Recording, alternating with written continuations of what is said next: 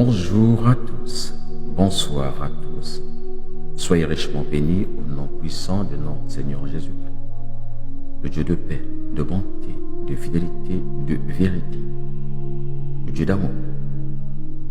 Et par l'amour de la vérité, je viens, au nom de Jésus, vous faire part d'un sujet, toucher du doigt un sujet qui effraie un grand nombre de personnes.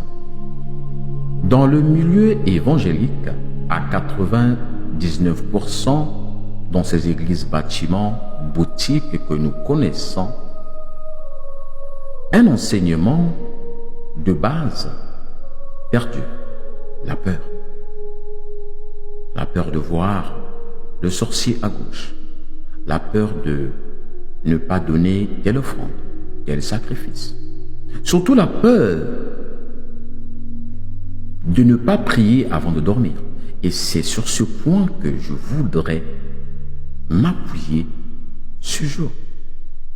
La prière du dodo. Alors, qui t'a dit? Dans quel verset?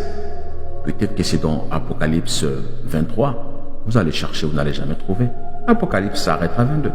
Dites-moi, qui vous a dit qu'il faut prier avant de dormir? Oui, vous direz, il faut prier sans cesse. Est-ce que vous comprenez quelle est la portée spirituelle du prier sans cesse? Quand cela nous tient, nous allons ouvrir notre parenthèse. Cela dit, un autre podcast là-dessus. Mais ce soir, qui t'a dit, depuis quand Jésus te l'a dit, qu'il faut prier avant de dormir? Oui, la Bible dit qu'il faut rendre grâce à Dieu. Oui, c'est vrai. Mais qui t'a dit que le fait de ne pas prier avant de dormir ouvre les portes aux sorciers dans ta maison? Qui te l'a dit? Si ce n'est pas ton pasteur, ton soi-disant daddy, vos soi-disant hommes de Dieu. Vous n'aimez pas lire. C'est là où se pose le problème. Vous aimez adorer, vous aimez vénérer, vous aimez faire le atalako, mon pasteur, mon daddy. Et quand on s'apprête à dénoncer les faussetés sur ce qui est véhiculé, vous vous acharnez sur nous. Mais prends ta Bible, ton bloc-notes et ton stylo. Surtout, Jésus ne t'a jamais dit qu'il faut attendre minuit et que l'aéroport du sorcier puisse s'ouvrir. Après, tu commences à combattre de minuit à 3 heures. Il y a des gens qui ne dorment plus. Non, moi, je prie toujours entre minuit et 3 heures. Tu es peureux.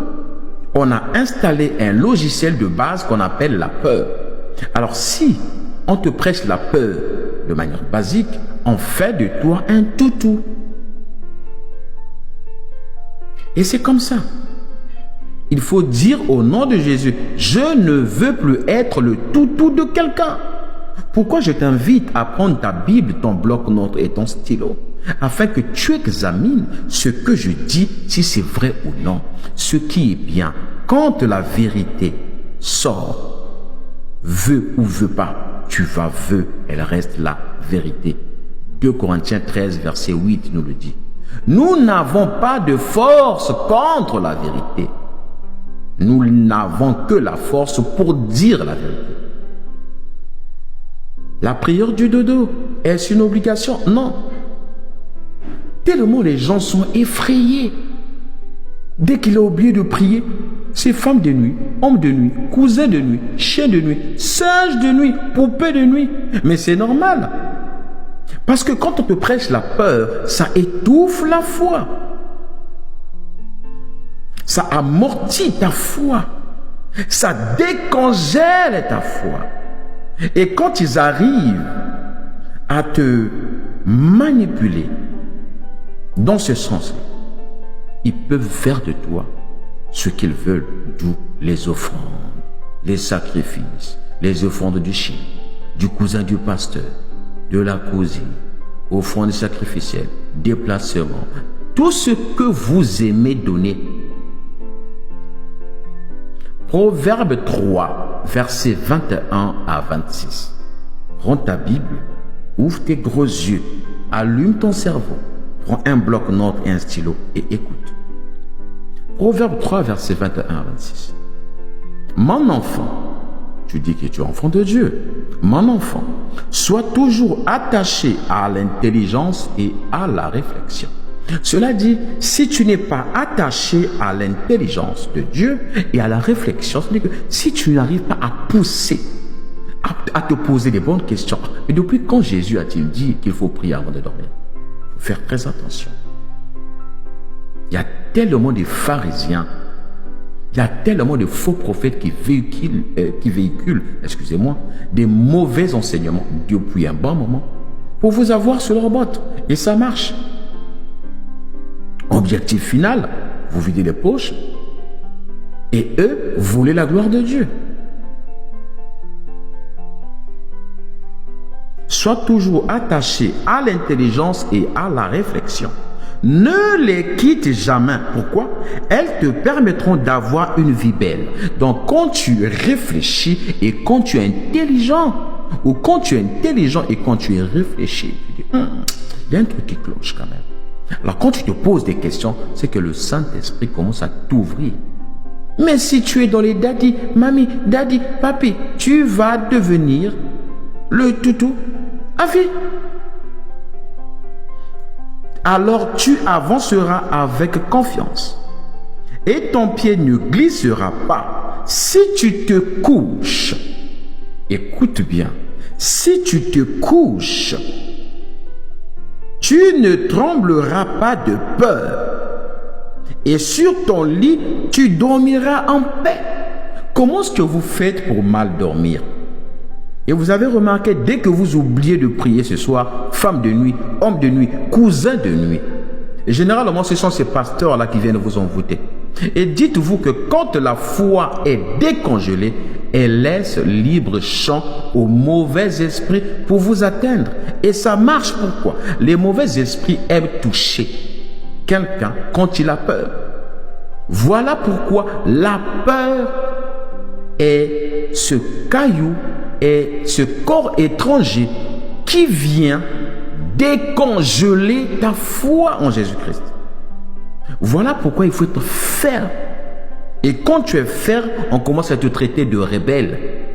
Vous allez remarquer qu'ils insistent sur la peur, le sorcier, condamnation, lien de famille. Ils insistent dessus et ils vont beaucoup vous parler du péché. Malheureusement, le péché a été condamné. Au lieu d'insister sur la grâce, ils insistent sur le péché pour vous emmener à croire que vous êtes toujours condamné. Est-ce que le volume est bon? On va plus loin. Et sur ton lit, tu dormiras en paix. La peur ne tombera pas sur toi tout à coup. Et les gens mauvais ne t'attaqueront pas. On dit oui, le Seigneur te protégera et il t'empêchera de tomber dans un piège. Alors dis-moi, soit disons que tu es né de nouveau, soit disons que tu es chrétien. Où est l'ange de l'Éternel, qui est l'Éternel lui-même, dans une facette d'ange? Où est-il pendant que tu dors? Bien aimé, moi je dors bien. Tu sais pourquoi? Colossiens 3:3. Car vous êtes morts. À quel moment? Sur la croix. Et votre vie est cachée avec Christ en Dieu. Je répète. Car vous êtes morts. Donc si tu n'es jamais passé sur la croix, c'est que tu n'es pas encore mort. Parce que pour ressusciter, il faut passer par la mort. Car vous êtes morts et votre vie est cachée avec Christ en Dieu. Alors dis-moi, si tu es cette petite molécule qui est cachée, ou encore ce petit noyau qui est caché dans un fruit qu'on appelle l'amande, qui viendra te chercher? Qui? Ton grand-père? Ton pasteur? Le sorcier du village? Oh là, on t'a bien eu. Est-ce que le volume est bon? J'espère que la prochaine fois tu comprendras que si ta vie est cachée avec Christ en Dieu, aucune autorité céleste, terrestre, sous-terrestre, marine n'a le pouvoir sur ta vie. Sois béni au nom de Jésus. À nous revoir prochainement. Amen.